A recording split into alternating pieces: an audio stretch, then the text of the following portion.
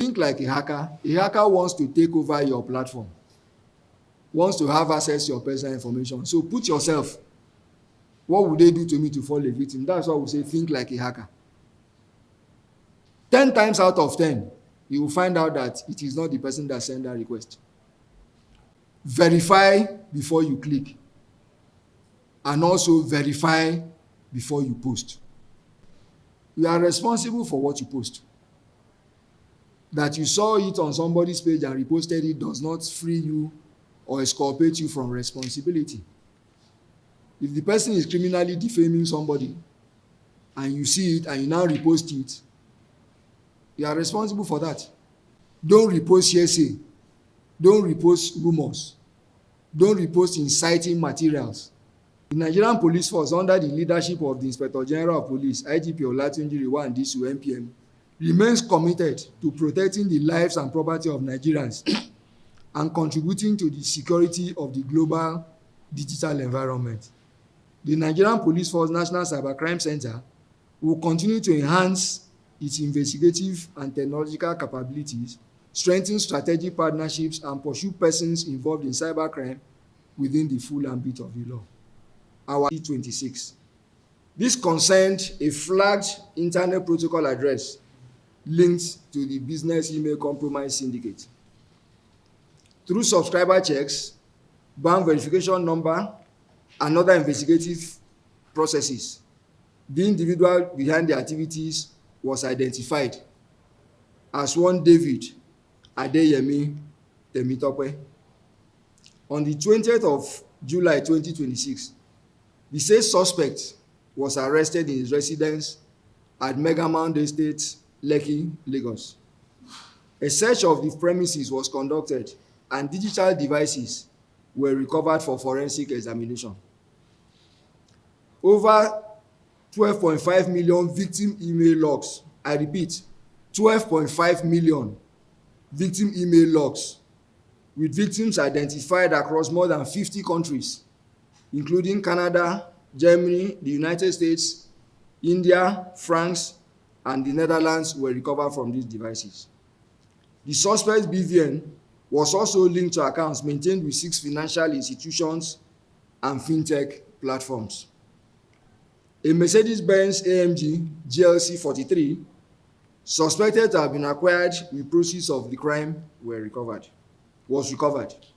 The investigation established that the suspect operated a business email compromise scheme through which he obtained phishing kits from a vendor on Telegram and used them to compromise Microsoft 365 login credentials belonging to employees of the targeted companies. The investigation further established that the suspect had made in excess of 100 million naira from this criminal enterprise.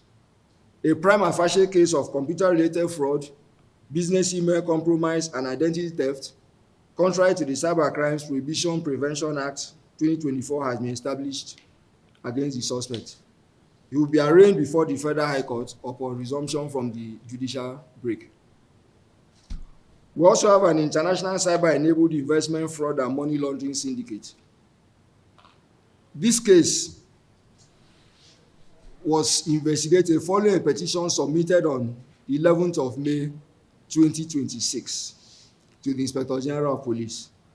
The petition alleged criminal conspiracy, advance fee fraud, identity theft, and money laundering, resulting in the fraudulent loss of the cumulative sum of 56,293,744 naira. Investigation established that the victim was induced to participate in fraudulent WhatsApp-based stock trading platform, which promised high returns. Between the 25th of March this year and 22nd of April this year, the complainants transferred that sum of money into designated accounts which were operated by the syndicate, after which their withdrawal requests were blocked. The funds were traced through the following entities: JPM Enterprise Trading, 23.6 million, Ama Digital Business, 18.493 million, JPM Online Pro Venture, 14.2 million. Preliminary investigation revealed that a company called Kester Technology owned and operated by the suspect, one Kelechi Sistus Ihekare, served as a terminal off-ramp for proceeds associated with the syndicate. A reconstruction of the bank statement of Kestar's technology account with a microfinance bank covering the period of 30th October 2025 to 31st May 2026 established a terminal total cash out of 3,621,566,996 naira 0.39 kobo. I repeat again, this account laundered a total sum of 3.6 billion between 30th October 2025 and 31st May 2026.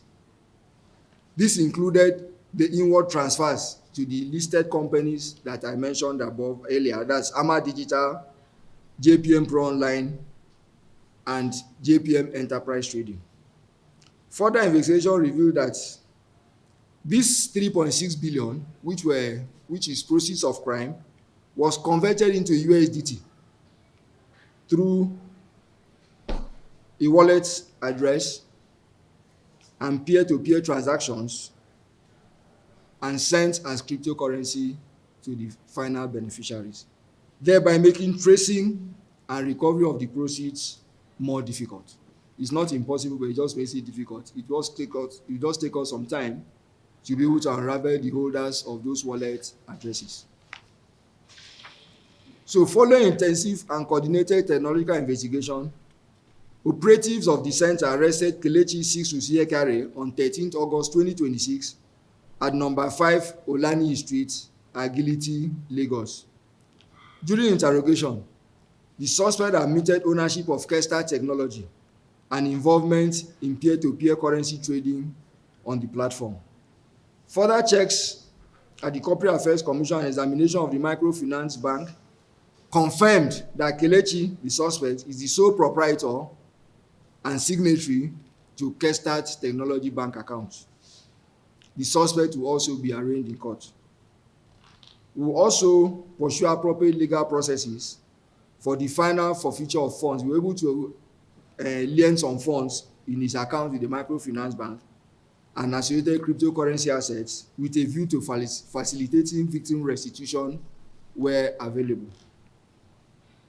The third case concerns the arrest of 2 suspects in Anambra State for conspiracy, identity theft, impersonation, and computer-related fraud.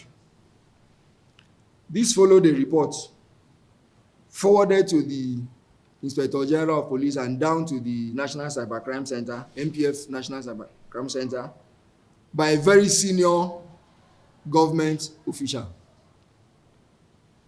The complainant alleged that his GSM number, a certain GSM number, has stolen his identity and was impersonating him on WhatsApp and Facebook. Operatives of the center commenced a discreet investigation upon receipt of this complaint. On the 4th of August 2026, this effort yielded fruit as 2 suspects were arrested. One, Emeka Anthony, 28 years, was arrested at Onitsha, somewhere in Bo.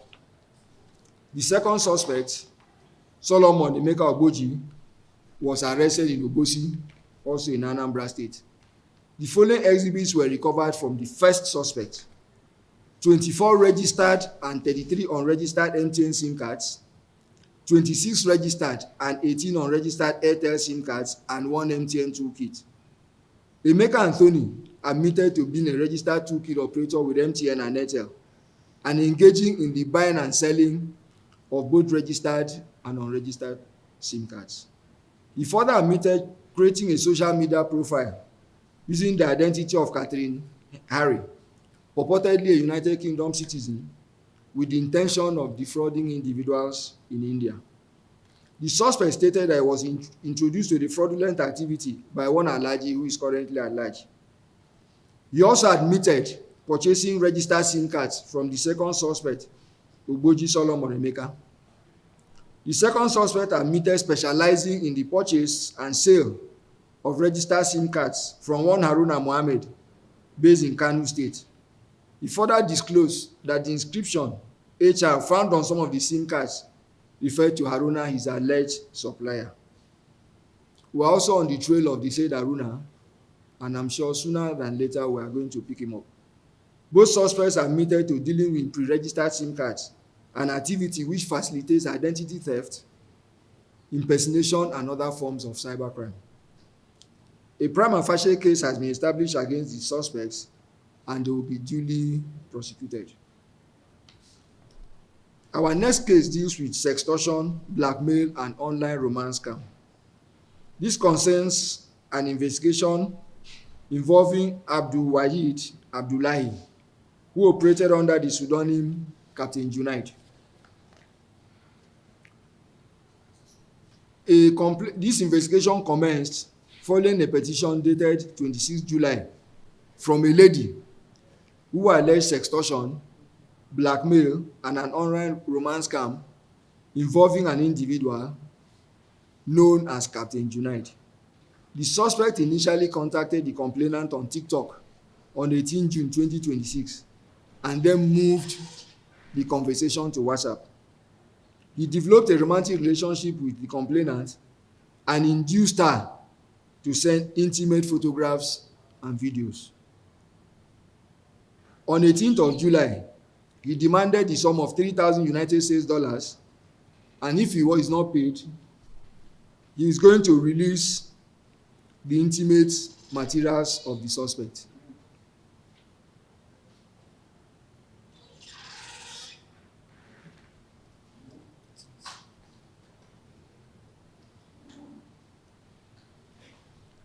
Further investigation revealed that another victim lost the sum of 3.5 million to this same Captain Junaid. Investigation also links him to another female victim in Bauchi State, from whom the suspect received the sum of $1,500 under a purported foreign exchange trading agreement. Through open source intelligence and other investigative techniques, the person behind the Captain Junaid account was identified and traced to Kano State.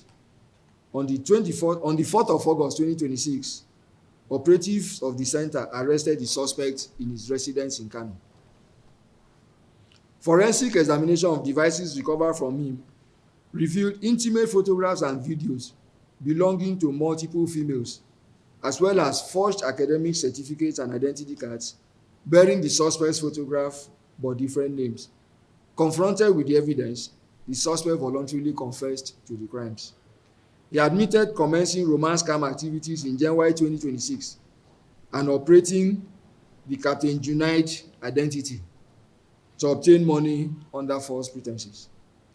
He also admitted receiving the 3.5 million and the $1,500 from his victims. He also admitted that he has been using the identity, photographs, and publicly available materials of one Captain Abdullahi Raji, a Saudi pilot, to create and operate the false Captain Junaid persona. He disclosed that some of the photographs and videos from Telegram groups, that he obtained some of the photographs and videos from Telegram for use in his impersonation activities. He will also be arraigned in court. The next deals with a thief, a staff of an expatriate who owns a company in Nigeria, who stole properties of his employer, or rather his former employer, because he was sacked. He stole several land title documents and also duplicated the keys to his employer's residence, which allowed him to gain access. This suspect, Paul Surplus Joanna, aged 40 years, was arrested on the 13th of August 2026 following credible and actionable intelligence received by the center. At the time of his arrest, he was found in possession of several land title documents belonging to his former employer, which he intended to dispose of. In fact, he was in the process of selling one of the properties when he was arrested. Investigation revealed that he was disengaged from his employment in January 26 and that he has also already sold one of the properties in Kagini in Abuja here. He even went as far as impersonating the identity on the title documents, swearing to affidavits, getting extracts to be able to allow him succeed in his nefarious activity. We have commenced investigation to trace and recover the proceeds of the alleged transaction, as well as identify other properties and land documents taken by the suspect. In fact, he's even so brazen that he had previously sold a RAV4 car belonging to his employer worth 25 million naira. We are also trying to recover this vehicle. He is in custody and will be arraigned in court as soon as possible. The next case deals with a case of criminal conspiracy, impersonation, and obtaining money under false pretenses. One Babatunde Olamilekon Idowu, aka CSP Bamishaye, was arrested for impersonating as a commissioner of police serving in the Force Intelligence Department, Abuja. The matter began when one Abbas Ajisafe wanted to lodge a petition against one Alhaji Odubami of Lagos, and in the process, he contacted the said Bamishaye, whom was generally known and believed to be a police officer in his locality, and he provided him with the details of the victim, that is Alhaji Odubami. The said Babatunde, who on a normal day used to impersonate as CSP Bamishaye, contacted the victim, and together with other members of his syndicate who are presently at large, claimed to be CP Bamishaye of the Force Intelligence Department, Abuja. The other members acted as the Inspector General of Police and the Attorney General of the Federation. In this process, the victim was extorted of the sum of 17 million naira. So following this complaint, Babatunde was tracked to somewhere in Ekiti State where he was arrested. He has confessed to his crime and also named his accomplices, and we are on the lookout for them. Interestingly, this suspect has a long history of police impersonation, especially in the Ikorodu axis of Lagos State, where he was popularly known as Ibo Rasas. That means his activities has been known since the days of the Special Anti-Robbery Squad, until the long arm of the law through the MPF NCCC caught up with him. So I also want to use this opportunity to sound a note of warning to those who are impersonating top police officials, that at some point the game will be up. You can see how long this gentleman has been operating right from the days of SARS, but finally his end has come. Also, members of the public are advised to always verify the identities of unknown persons contacting them on phone claiming to be police officers. You can always revert back to the department you claim he's coming from. There is also the police complaint response unit. The PPROs of the commands and formations are there. So it's easy to know who is genuine and who is fake, instead of allowing yourself to be defrauded and dragging the name and reputation of the Nigerian police force into the mud. Okay, sit down one place now.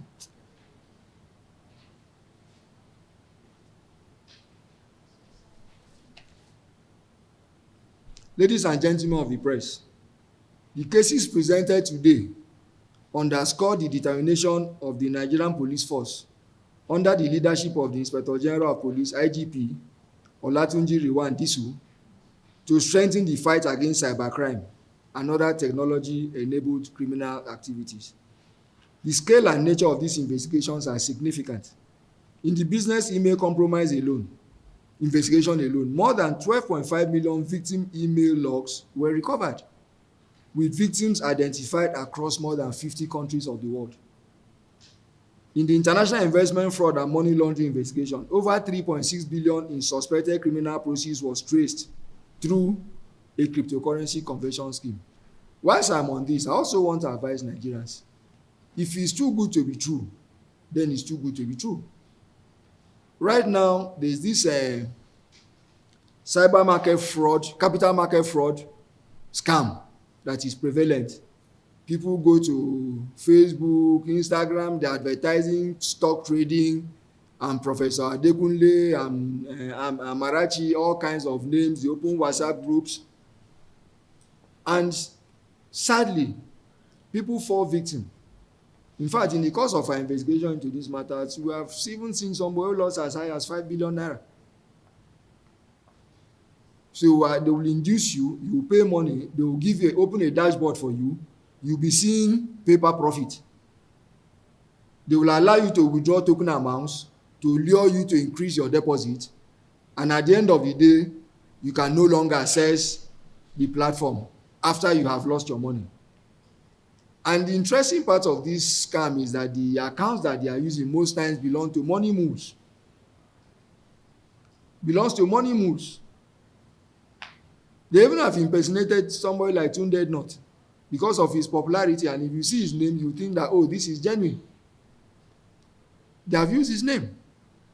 So I want to advise members of the public that please and please, if you want to buy shares, they are registered trading houses recognized by the Nigerian Stock Exchange. Buy through them. Invest through them. Forget these online people on Facebook and WhatsApp and Instagram who are luring you to come and invest. 99 times out of 100, you are going to fall a victim. In the business email compromise alone, the suspect even generated in excess of 100 million naira from the criminal operation. Similarly, the sextortion and romance crime investigation revealed multiple victims associated with this criminal activity. I honestly want to, these operations demonstrate the growing technical capability and capacity of the NPF NCCC in areas of digital forensics, open source intelligence, network analysis, financial investigations, and cryptocurrency tracing. This also demonstrates the importance of international cooperation in combating transnational cybercrime. The successful collaboration with our foreign partners under the Budapest Convention framework underscores Nigeria's commitment to international cooperation and information sharing in the fight against cybercrime. The identification of Kestar technology as a terminal off-ramp for criminal proceeds further demonstrates the center's increasing focus on the financial infrastructure that sustains cybercrime.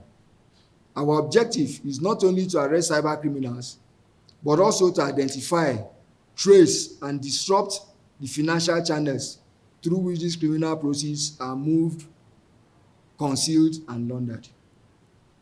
The arrest of individuals involved in the trading of pre-registered SIM cards also demonstrates our commitment to dismantling the infrastructure that enables identity theft, impersonation, and other forms of cyber-enabled crime. Let me use this opportunity to issue a clear warning to individuals and criminal networks engaged in cybercrime. The long arm of the law will catch up with you. The sophistication of your tools, the use of encrypted platforms, cryptocurrency, or false identities does not guarantee your safety. The NPF NCCC is strengthening its investigative capabilities, expanding partnerships with international law enforcement agencies, and deploying advanced technical tools to identify, trace, arrest, and prosecute persons involved in cybercrime. No matter how sophisticated your methods may appear, no matter how well you believe you have concealed your tracks, the Nigerian Police Force NCCC will find you. What we have seen here today is a demonstration of that commitment, and we're only going to improve on that. I also wish to call on members of the public to exercise greater caution in their online interactions. First, we have noticed there's this uprise in issues of sextortion. Romantic approaches online, romance scams, and all that. And sadly, our young ladies keep on sharing intimate pictures and videos with people whom they believe they are involved in a romantic relationship with. Also, at times, you find out that somebody you were involved in a relationship with, when the relationship goes sour, what you have shared with the person in some intimate moments may end up finding itself in the cyberspace, and you may fall a victim. So I want to advise, especially the young ones, please, they should be careful with their online activities. In fact, in this investigation we're handling here, some of the victims are even so shy to come out to assist in the investigation because they are afraid of being stigmatized, despite all our assurances of confidentiality. So, that being the case, it's better to avoid it by being careful. Please and please avoid sharing your private pictures with persons, especially people that you don't know or people you have met online. Also, these investment opportunities, before you commit your funds, be cautious. Check, be sure. If you want to buy shares, there are recognized trading houses on the stock exchange. Buy from them. Protect your personal information. Avoid sharing sensitive photographs, videos, passwords, bank details, bank verification numbers, and other personal identification information with persons whose identities and intentions have not been properly verified. In fact, sadly, in this day and age, you will see here things like, oh, my WhatsApp has been hacked, my Facebook has been hacked. Nothing has been hacked. You voluntarily gave away your information through carelessness and maybe ignorance. Somebody will call you, there's an online Zoom meeting at so and so time by your old boys association, by your office, by this and that they have sent you a code for the meeting. You should check and confirm whether you have received the code. And you will now see a code on your phone, and they ask you to read out the code. Please and please and please, I beg you, don't read out that code. That person is attempting to take over your digital platform. You know, WhatsApp has a two-factor verification. So before you can change the WhatsApp from one phone to another, they will have to send a code to the registered phone number. But you will find out that some people don't bother. They will give out that information, and the next thing they say, my WhatsApp has been hacked. And from there, the person that takes your WhatsApp starts sending messages to your friends requesting for money. Oh, can you help me send 350,000? Help me send so. They will ask you for amounts that you can easily pay. That I'm in a tight corner, I'll return it back to you. Where you even get such, it's incumbent upon you to call that your friend, to call that your relation, to call that your sister or brother and say, I got a request from you for XYZ amount of money. What is the problem? 10 times out of 10, you will find out that it is not the person that sent that request. So we need to be a little bit more careful. We need to be a little bit more proactive so that we don't fall victims to these cyber criminals. Verify links and online platform. Like we said, think like a hacker. A hacker wants to take over your platform, wants to have access to your personal information. So put yourself, what would they do to me to fall a victim? That's why we say think like a hacker. Verify before you click. And also verify before you post. You see, a lot of persons just see something online and they will start reposting. You are responsible for what you post. That you saw it on somebody's page and reposted it does not free you or exculpate you from responsibility. If the person is criminally defaming somebody and you see it and you now repost it, you are responsible for that. So please, before you repost anything, ensure that what you are posting is correct. Ensure that what you are reposting is something you can verify. Don't repost hearsay. Don't repost rumors. Don't repost inciting materials. Gentlemen, and also, we have an e-reporting portal. A lot of cases that come here come through our e-reporting portal. Our website is up and we have the e-reporting portal, which makes it easier for members of the public and people living outside the shores of Nigeria to reach out to us with their complaints. So I will also advise members of the public to use it. Yes, most times or sometimes we find out that the system is being abused, but in a lot of times we find that there are people that genuinely need help, and the MPF, the Nigerian police, through the MPF NCCC, is available through that medium to assist. So I will urge members of the public to also resort to that. Ladies and gentlemen of the press, the Nigerian police force, under the leadership of the Inspector General of Police, IGP Olatunji Rewa Ndisu, MPM, remains committed to protecting the lives and property of Nigerians and contributing to the security of the global digital environment. The Nigerian Police Force National Cybercrime Center will continue to enhance its investigative and technological capabilities, strengthen strategic partnerships, and pursue persons involved in cybercrime within the full ambit of the law. Our approach remains intelligence-led, technology-driven, and partnership-based. We will continue to work with relevant government institutions, financial institutions, technology providers, international law enforcement partners to disrupt cyber criminal networks, trace criminal proceeds, and protect citizens from emerging digital threats. I appreciate the continued support of the media in disseminating credible information about our operations and in educating the public on the dangers associated with cybercrime. Once again, our website is www.mpf.nccc.gov.ng. I'll take that again. www.mpf.nccc.gov.ng. The Nigerian police is available to serve you. The Nigerian police is your friend, and the Inspector General of Police has decided that we should partner with members of the public to ensure a better and crime-free Nigeria. Thank you, and God bless.